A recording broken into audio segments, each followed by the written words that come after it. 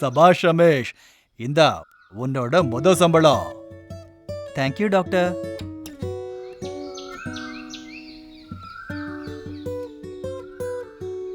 வந்துட்டியா கண்ணு? ஆமாம்மா, என்னோட சம்பளத்துல இருந்து உங்களுக்காக வாங்கிட்டு வந்திருக்கேன்.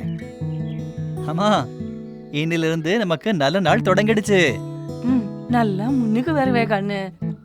சரிம்மா, இப்ப நான் இந்த சந்தோஷத்தை என்னோட ஃப்ரெண்ட்ஸ் கிட்டயும் பகிர்ந்துட்டு வரேன். அட ரகு. அட ரமேஷ். எடுத்துக்க ரகு, இது உனக்காக. அட, ஏதாவது பண்டிகை என்ன?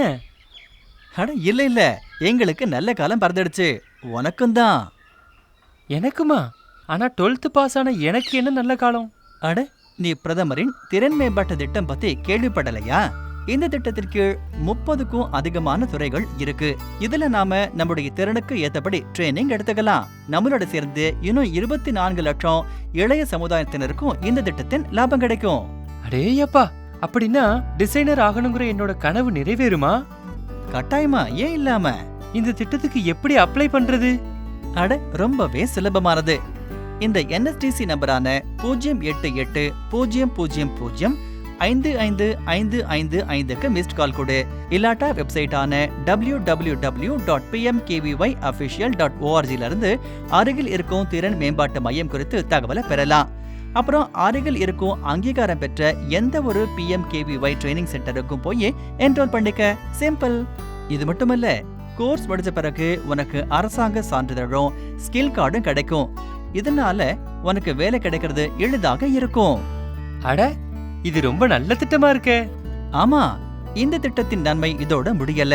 கோர்ஸ் முடிஞ்ச பிறகு உனக்கு அரசு கிட்ட இருந்து பொருளாதார ரீதியாக வெகுமதியும் கிடைக்கும். இது நீ ஃபீஸ் செலுத்த வசதியாக இருக்கும். அப்படியா? நான் இப்பவே இந்த திட்டம் பத்தி எல்லா தகவலையும் சேகரிக்கிறேன். சரி, இப்ப நான் இந்த மகிழ்ச்சியை மத்த ஃப்ரெண்ட்ஸ் கிட்டயும் பகிர்ந்துக்கிறேன்.